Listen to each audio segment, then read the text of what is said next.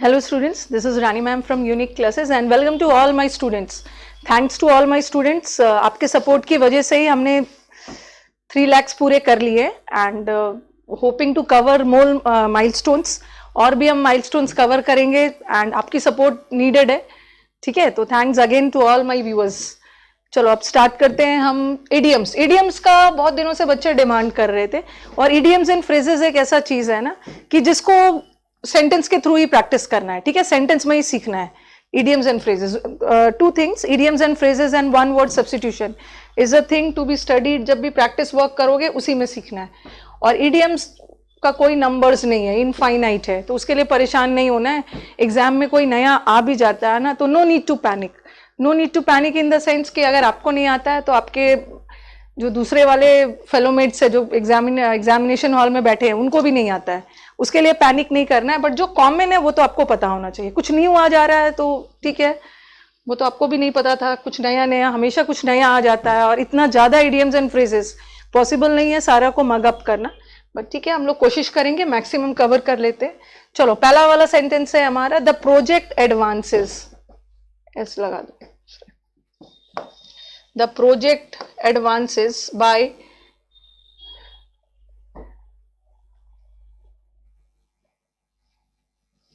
advances. The project advances by leaps and bounds. Leaps and bounds का मतलब क्या होता है? What is the meaning of leaps and bounds? Leaps and bounds का मतलब होता है कोई भी चीज बहुत तेजी से, very rapidly, तेजी से बढ़ना. ठीक है, he is growing leaps and bounds. He is growing leaps and bounds मतलब बहुत तेजी से ग्रो कर रहा है. rapidly होगा, sharply नहीं होगा. His speech fell short on the audience. Fell short, कम पड़ गया.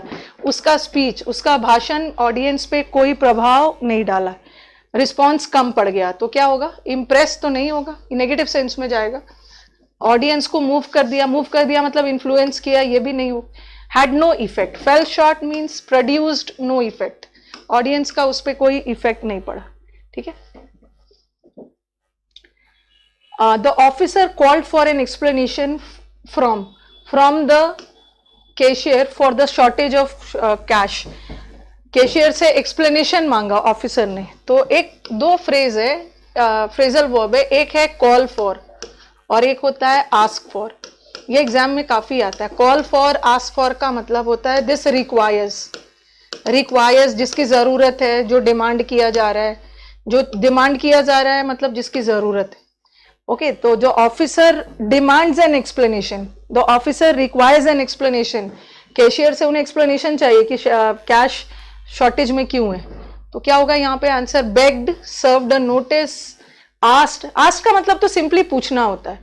आस्क का दो मतलब होता है, एक कहना भी होता है, एक पूछना भी होता है. बट यहाँ ऑफिसर ने आस्क फॉर किया. आस्क फॉर किया, अगर आस्क फॉर होता तो चलो हो भी सकता था, बट कॉल फॉर का मतलब होता है डिमांडेड.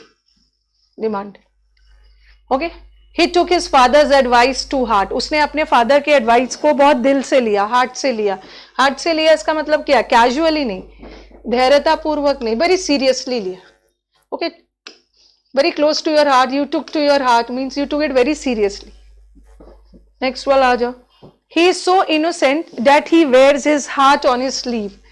स्लीव का तो जो आपके शर्ट के स्लीव होते हैं, ठीक है, वो अपने हार्ट को स्लीप पे वेयर करता है. मतलब हार्ट को स्लीप पे वेयर करना मतलब वो लोग जो अपनी फीलिंग को दबा नहीं पाते हैं, खुल के एक्सप्रेस करते हैं. ठीक है, they are not able to hide their feelings. A person who expresses his feelings openly is the one who wears his heart on his sleep.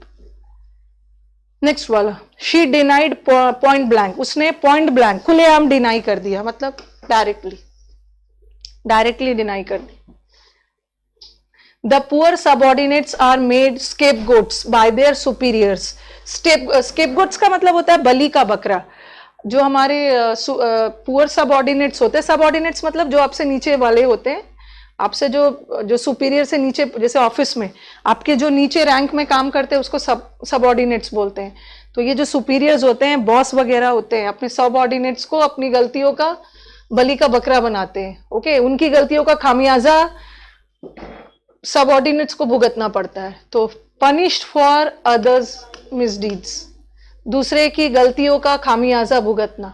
बलि का बकरा, दैट इज स्केप गोट, बोलते हैं ना बकरा बनाया उसे।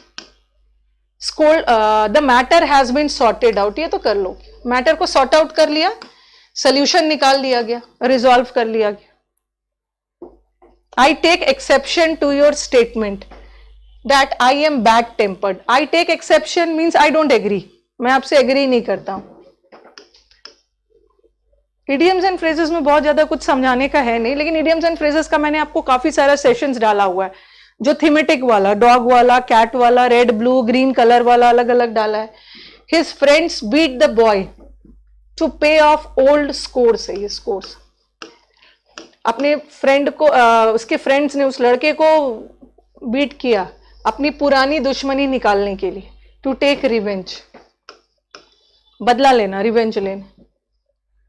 ही is too fond of her own voice, वो अपने वॉइस को लेकर काफी ज्यादा फॉन्ड है। अब कुछ के दिमाग में आएगा ना, शी इज टू फॉन्ड, इसका मतलब है कि वो दूसरों की बात नहीं सुनती है या वो बहुत सेल्फिश है, बट ऐसा कुछ भी नहीं। A one who is too fond of his or her own voice is the person who talks too much, very talkative. Very talkative लोग को बोलते हो ना, वेरी टॉकेटिव है जिसको आप बोलते हो very ग्यारुलेस।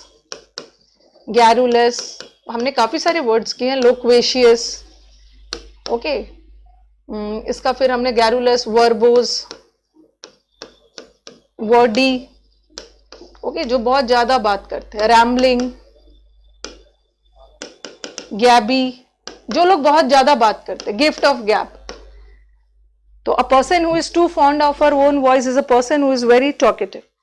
Some people do not grease anybody's palm on any account, किसी के पाम को ग्रीस करना, ठीक है, हथेली को ग्रीस करना मतलब घूस देना, ब्राइब करना, घूस देना, ब्राइबरी। फ्लैटर तो चापलूसी करना, चीट, धोखा, फाइट अलग है। I was so disappointed when my close friend left me in the lurch. मेरे फ्रेंड ने मुझे बीच मझधार में ही छोड़ दिया। यहां पे आप कंफ्यूज हो सकते हो, ये तो नहीं होगा, ये भी नहीं होगा। हेल्प मी इन डिफिकल्ट टाइम्स, अच्छा इसमें भी नहीं कंफ्यूज हो गए, ये तो हेल्प किया, बट यहां तो दोस्त ने मुझे छोड़ दिया, डेजर्ट कर दिया जब मुझे हेल्प की जरूरत थी। ठीक है, तो ये वाला आंसर हो। हाँ, अब ज्यादा से ज्यादा कंफ्यूज देखो किसमें होते हैं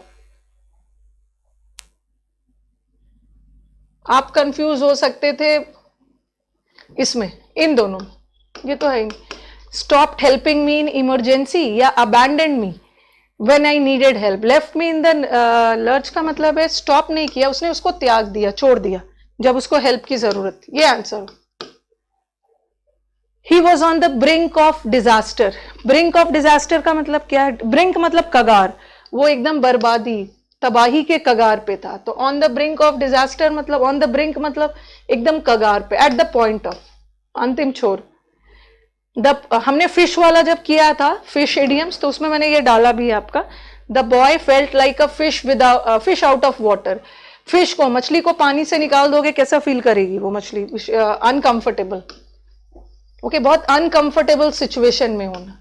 जैसे कभी कभी आपको कोई काम कर दिया, बोल दिया जाता और आप नहीं कर पा रहे हो, तो बोलोगे ना मैं तो इतना ऑकवर्ड सिचुएशन में था, ऐसा लग रहा था, I was like a fish out of water. His speech was all Greek. जैसे आप कभी कभी बोलते हो ये तो मेरे लिए ग्रीक है, ये तो ग्रीक और लैटिन है। ग्रीक और लैटिन है मेरे लिए, मतलब मैं तो इसको बिल्कुल भी नहीं समझ पाऊंगा। It's Greek for me. Greek मतलब इनकॉम्प्रिहेंसिबल, जिसको समझना बहुत मुश्किल।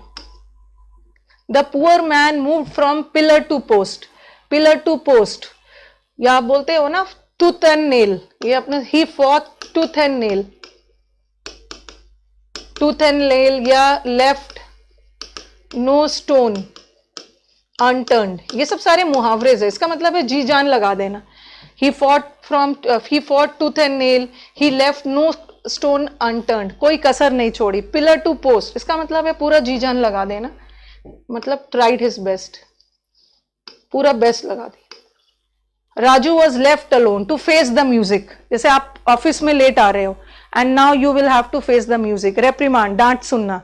फेस द म्यूजिक का मतलब है जो गलत काम किया उसका खामियाजा भुगतना। You have to face the consequences. Listen to a favourable नहीं, फेस द म्यूजिक का मतलब है कॉन्सिक्वेंसेस, गलत काम का खामियाजा भुगतना, टू कंपेंसेट भी नहीं हो, टू ये हो। अब आपको क्रिटिसिज्म फेस करना पड़ेगा, डांट सुनना पड़ेगा। They were offered 6 months rent in lieu of. In lieu of का मतलब होता है इन प्लेस ऑफ, के जगह। इन स्पाइट ऑफ का मतलब है के बावजूद। डिस्पाइट का मतलब, डिस्पाइट के साथ तो ऑफ होता ही नहीं है, ये भी के बावजूद है। इन एडिशन का मतलब है के अतिरिक्त, बट इन लीव ऑफ मतलब इन प्लेस ऑफ, के जगह। The possession of Kashmir is a bone of contention. Contention का मतलब है लड़ाई झगड़ा, बोन ऑफ कंटेंशन मतलब झगड़ा का मुद्दा, a subject of dispute. Contention का मतलब भी होता है वाद विवाद, झगड़ा। आपने कंटेंशन का काफी सारा वर्ड्स किया, चलो देखते हैं आप लोग को याद है कि नहीं। बोन ऑफ कंटेंशन, कंटेंशन में हमने काफी सारा वर्ड किया है। कंटेंशन में ब्रॉल किया है आपने, डुअल किया है, फ्रे किया है, फ्यूड, कॉन्फ्लिक्ट, क्वारल, फाइट, ये सब तो इजी इजी है।